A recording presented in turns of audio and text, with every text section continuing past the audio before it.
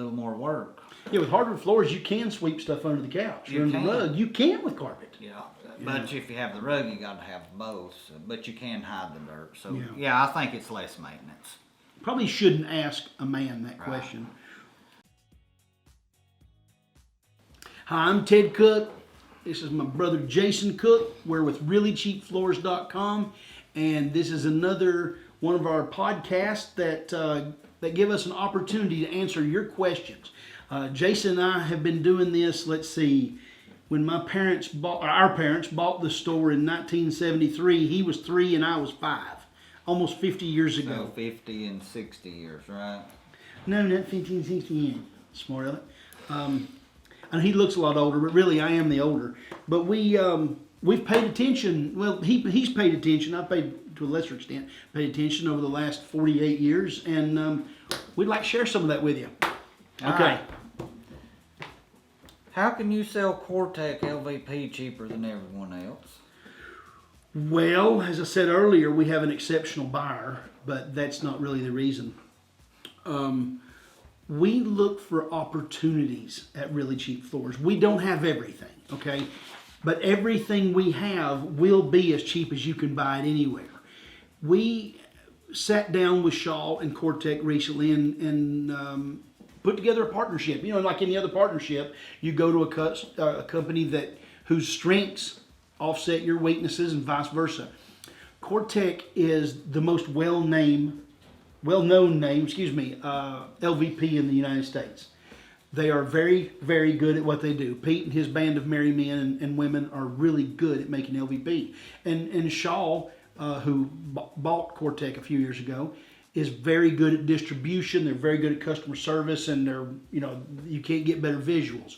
So with them and Really Cheap Floors, we look for products that they need help with, and then we ask them to make some products for us. They're big enough they can do that. So what we did is we put together a product line of 3 or 4 products, and each one has 5 to 8 colors that are strong. I mean, they're streamlined. They represent most of the looks that people want in the market.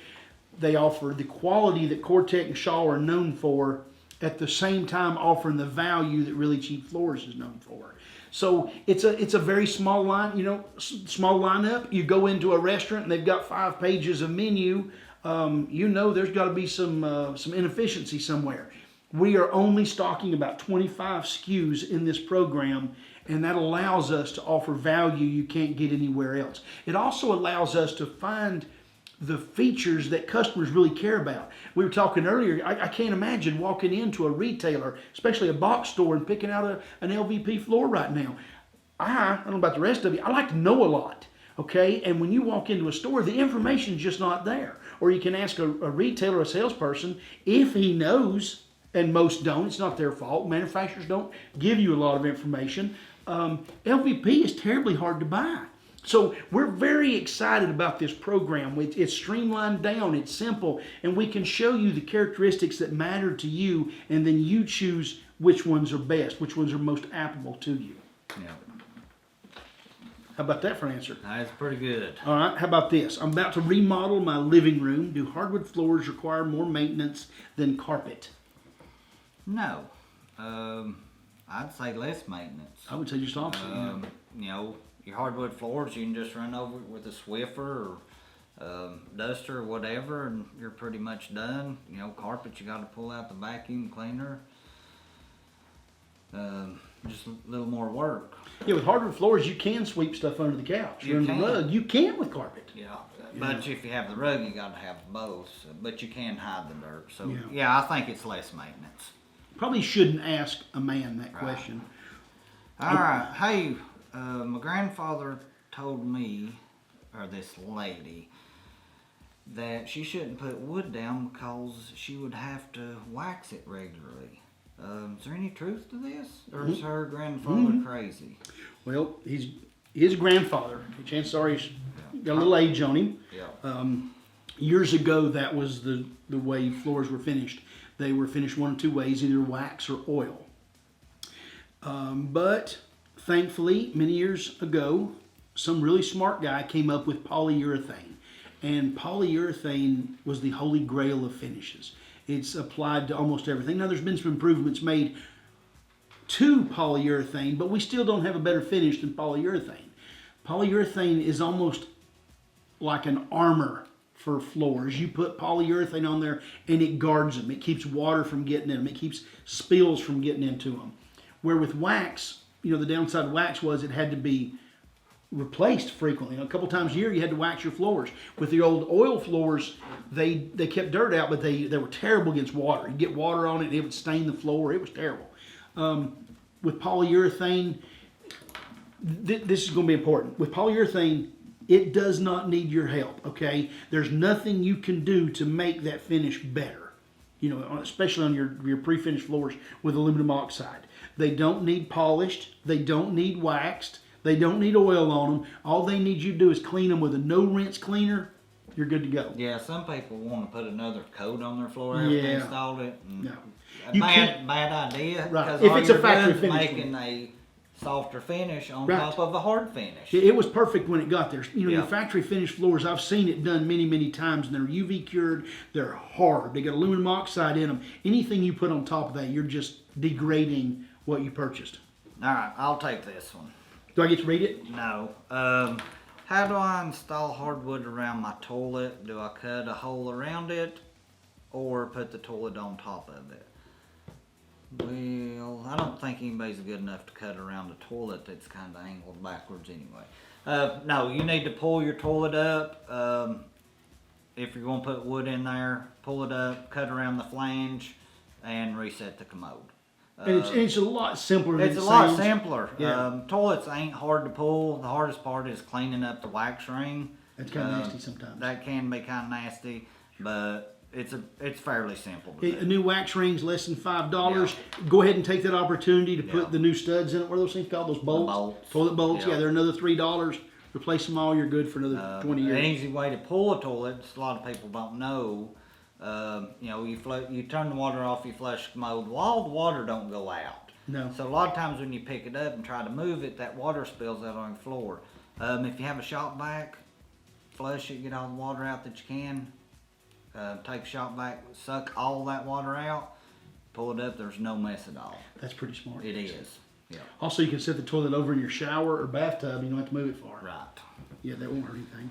All That was a right. pretty easy one. You get all the Yeah. easy ones. I know. I like the easy ones. Okay, what? Well, engineered or solid hardwood lasts longer. You know what? I guess it depends on what you call the end of a lifetime of a floor. Being honest, which I tend to be, hardwood floors don't wear out. Okay, the newer floors with aluminum oxide on polyurethane, they're going to last I really feel like they're going to last the lifetime of the house, don't you? Mm-hmm. So whether it's engineered or solid doesn't matter.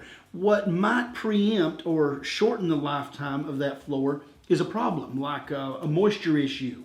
House gets flooded, okay, something like that. And if you're talking about something like that, you can't really plan for that. So I don't think one really outlasts the no, other. I don't either. Engineered probably have fewer problems with because moisture issues are not as big an issue. We love selling our Blue Label and Builder and First Quality engineered floors because the ones we sell are super high quality. They're 8-ply, hardwood core, face sawn. We've made this comment before, and we go back and look at it occasionally. If we went and called 100 customers that bought 5 years ago and said, what would you change about your purchase? We want to know because that helps us to get better. I can guarantee you if we were asking our engineered customers that bought the Blue Label or the Builder or First Quality, there'd be no change. It's just a great floor. I don't want to oversell it, but it really is. All right, what's next? What is the best flooring that will increase my overall home value? I really want to sell my house at the highest amount possible. It's going to depend on your home, okay? If you're, to give you an example, and you can apply it as you will, if you're in a high-end home, you're in a $750,000, $1 million home, then we don't want to stick cabin grade in it, okay? We want to most likely we want to put solid wood in it. Solid wood tends to appraise a little bit better, but not much different. It's going to be either solid or engineered. Those are going to appraise a little bit better than LVP. if you're in a house that's under $400,000, well, maybe you take a look at some of our cabin grade products, because the best way to save money is not spend it. All right, so if we're buying a $2 floor instead of a $4 floor, I'm no mathematician, but I'm pretty sure you just save $2. So whether we're saving it or selling it and getting it back later, it's all about the dollars. Yeah. All right, here's a neat one. It said, what was that aha moment to start a podcast about hardwood floorings and flooring questions? Well, as we said in earlier podcasts, Jason and I have been in this business since 1973. He was 3 years old. I was 5. We didn't contribute a lot. I didn't contribute really until I was in my mid-20s. He did. But if you anytime you're wanting to sell something, whether it's you're selling a product or yourself or your company, you sort of have to compare it to others. Why do I buy this product over this product? Well, because it's better. Just being frank, we're better at this than our competitors. We've been doing this a long time. He did installations for about 25 years. I got to hold the other end of the tape. That was really all I could, or carry tools for Dad. We've worked in every aspect of this. We know what we're doing. I venture to guess there's not a pair of brothers that know more about hard surface and the different aspects of buying, selling, installing, warehousing, whatever, than we do. And our marketing department thought, hey, we probably should let our customers know what you guys know. So we figured in 30 minutes or so, you should know everything we know, and we can go on from there. Yeah, we're done. Yeah, time for lunch. All right, let's see here. Cork Flooring keeps coming up in my Pinterest feed. Is this a durable floor? Do you think I can sell my home in 10 years and the cork floors won't devalue my home? Not really a big cork fan. Cork doesn't do well with water. It was sort of something that a small slice of the industry jumped on several years ago because the environmental friendly thing was popular. Whether or not the cork floor would devalue your home, I can't promise you. But one of the things we have to look at is if we put in 2 hardwood floors, one of them's red and one of them's natural hickory, will one of them devalue your home? No, they're going to appraise the same. But when you run 10 prospective customers through there, how many of them are going to like a red floor? It's the same way with cork. It may not devalue it, but you run a customer through there and they say, ooh, I don't like those cork floors. In reality, that did devalue it. So I would stay away from cork. Cork does make a great underlayment though, and it is featured on the back of all of our Cortec floors. All right, here's you another one. Okay. What is floor score? I see it on your LVP, but I'm not sure what it is. Okay, floor score is, as you can see here, it's a third-party certification that tests floors for air quality. It really doesn't have anything to do with construction or performance. It's about air quality. Shaw is one of the very, very few companies that pay the extra money, and it does cost, to get this certification from FloorScore. You can find more about it online. Frankly, I don't know a whole lot about it, but I do know that the off-gassing has been such an issue in the last few years that this does give customers some peace of mind knowing that they're not going to have that problem. Okay? All right. Is your Blue Label flooring good? Is it cheap but quality for my high traffic living room area and hallway? One thing you have to understand, when the company that makes our Blue Label also makes our builder, and we sell the first quality, when they make it, it's all made at the same time. They don't have one line for Blue Label and one line for builder and one line for first quality. All 3 grades share the same core. They share the same flat sawn veneer. They share the same polyurethane with aluminum oxide. Everything's the same.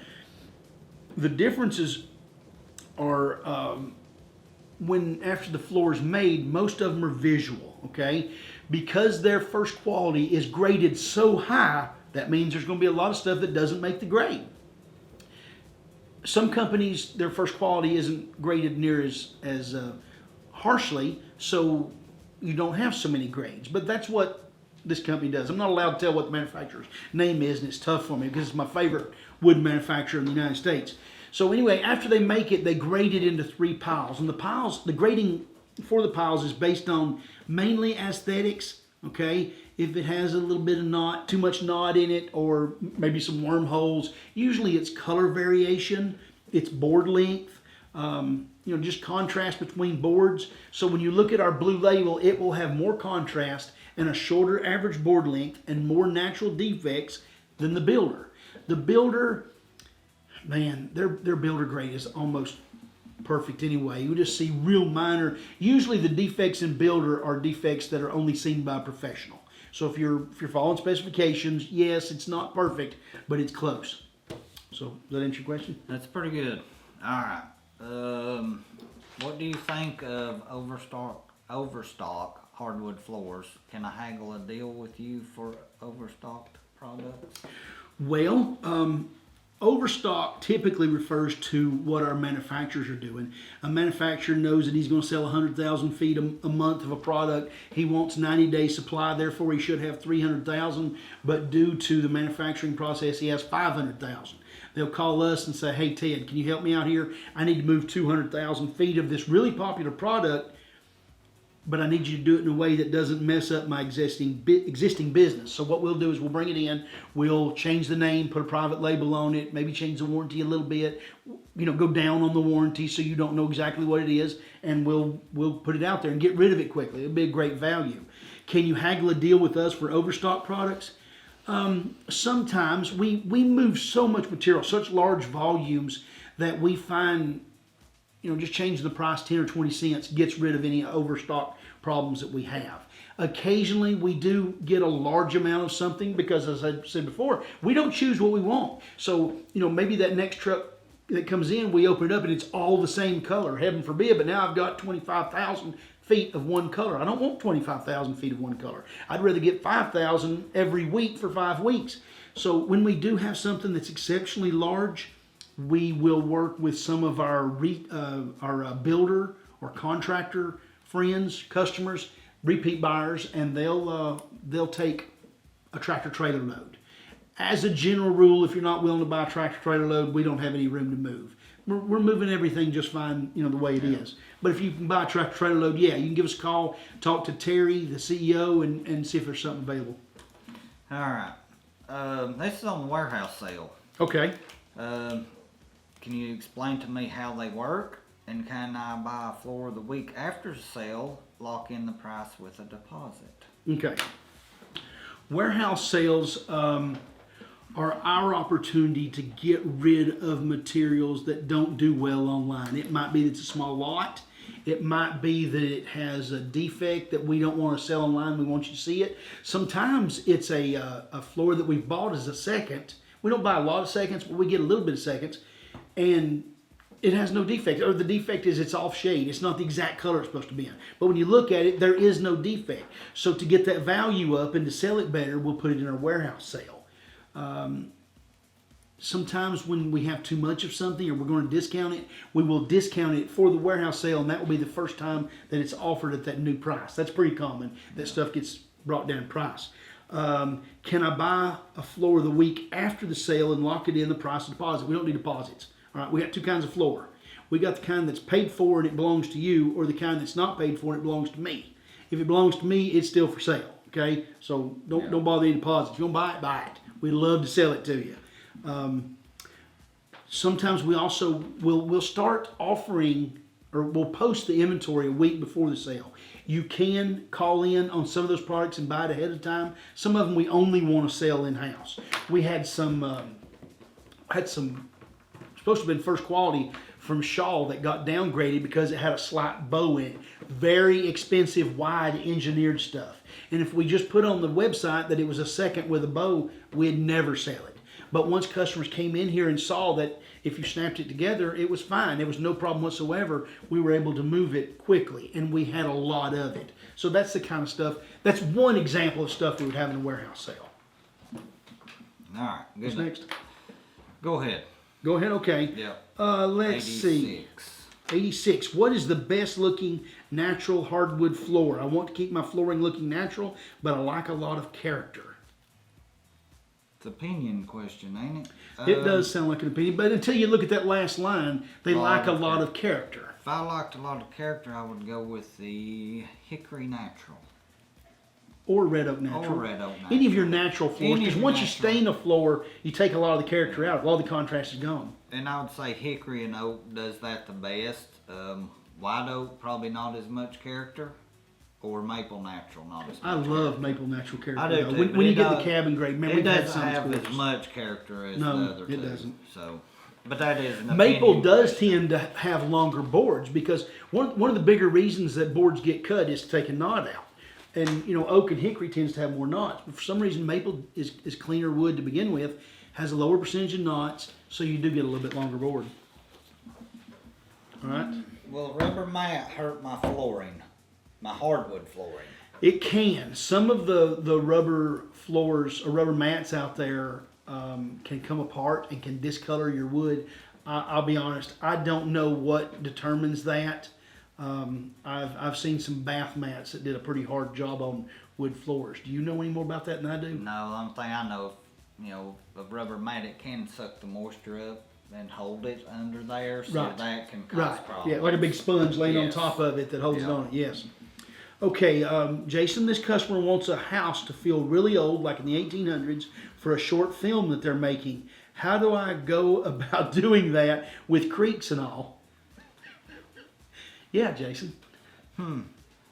Well, first you'd get a 2 1/4 wood, and I guess not nail it good. Yeah. Maybe- nail each end. Yeah. What about a big pine floor? Seriously, Yeah. buy a pine floor and chain it up and I don't know how you make one creak on purpose. probably sound like making your film do some sound Yeah, effects. you'd have to just I do mean, they can do some really crazy sound effects, you know. Yeah, so I don't know on that one. Okay, let's see. Jason, do you offer trim boards for around the wall? Do they have the same quality as hardwood floors? No, we do not offer trim, quarter round or baseboard. That's something you need to get at your local building supply. Yeah, most of the manufacturers will make matching trim. It's extremely expensive. You didn't call us because you wanted to spend extra money, okay? Go to the building supply, buy you some pine quarter round for a quarter and stain it as best you can. You'll be fine. Yeah. All right, let's see here. What if I don't like my purchase of red oak hardwood flooring? Can I exchange the product when I buy from you guys? Yes, you can. We will take it back, but we do not refund any shipping charges, shipping or delivery charges. But the wood itself, But they the can wood always itself, return it. you can always return it yourself. If we have to ship it back, all the shipping charges are on you, because And they ask, can I exchange? You can exchange it, Yeah. or you can just get your money back. Right, Okay, we're you can not. do either, This isn't but Sanford yes. and Sons. We want you to be happy with your purchase. But we send out samples. So always, if you're kind of on the fence what you want, order a sample of the colors before we have shipping, because the shipping charges can get pricey. Yeah, and if you're not going to like a purchase that you make from us, it's going to be one of two reasons. It's going to be one, you don't like the color, and if you get a sample, that's not going to be a Right. problem. The other is you don't like the grading. Okay, we have enough information on our website. Don't go into this thinking I bought Cabin 4, I'm going to know what that's like. That's not the way it works, because every manufacturer is different, and we spend a lot of time telling you, what to expect in a box. We found a secret many years ago about how to make customers happy. And I'm willing to share that secret with you right now, but you can't tell anybody. The secret is make sure that the reality meets or exceeds our customers' expectations. So if we give you all the information we have and we're truthful about it, and you call us and say, hey, I didn't know this, it's because you weren't paying attention, okay? Now, we have had salespeople that got a little excited and maybe said something. Usually the new ones will get excited, and maybe it doesn't have as many shorts in there as it really does. But as a general rule, our people all know what they're doing. We represent our products well. Okay, if you will read the blogs, if you'll read the product description, look at our Hardwood 101. We can meet or exceed your expectations with our reality and make you happy. All right, what's the difference between matte and satin polyurethane finishes? The display pictures between these two types of floor look about the same. No, the mat is, it's hard to explain, but the mat will be 10% gloss level, Where like the that. satin will be roughly 50, 30, 30, between 30 50. and 50. Yeah, high gloss is considered 60 and higher. Yeah, so there is a big difference. Matte looks like it has no finish on it. doesn't it? And we've had And a customers lot call of us, this people flooring like not finished. that. Yeah, because they'll walk through and see it and say, hey, is this even got finish on? Yeah, it just looks like it don't. Our ambient oak product is one of those super low gloss products, and looks pretty good. Okay, do different types of finish on hardwood flooring make changes in the overall price? No. No. Good answer. Should I worry about walking on my hardwood floors with shoes on? My wife is worried that I'll mess up her beautiful floors. That's your problem, pal. Yeah, just don't have rocks in the bottom of your shoes. You'll Right. be fine. Yeah, really, it's the things that you track Yeah. on your shoes that have abrasive wear, sand, rock, things like that. But you know what? There's a lot of battles you want to fight. That ain't one of them. Take your shoes off, you'll be good. Yeah. Let's see here. I can glue tongue and groove flooring, right? For some reason, a few blogs I skimmed didn't recommend it. I think you're talking about floating one. Yeah, you can glue tongue groove flooring if it's an engineered. You cannot do a solid.